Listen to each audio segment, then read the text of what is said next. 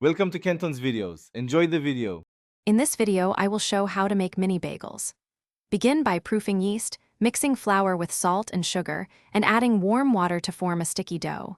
Then knead until smooth and elastic, let rest, and divide into equal portions for shaping. Boil briefly, top as desired, and bake until golden for chewy, glossy mini bagels that stay fresh for days. Start by measuring ingredients and proofing yeast so the dough rises reliably. Mix flour, salt, and sugar, then add water and knead thoroughly to develop gluten. Rest the dough until doubled, which improves chewiness and keeps holes intact during shaping.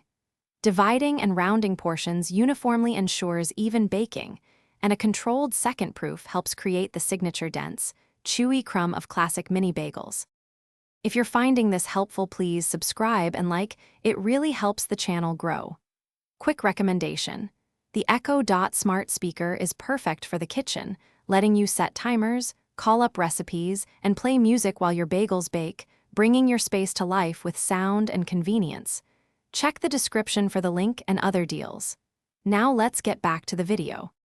After the first rise, portion dough into even pieces, roll each into a tight ball, then gently poke a hole and stretch to create a neat ring.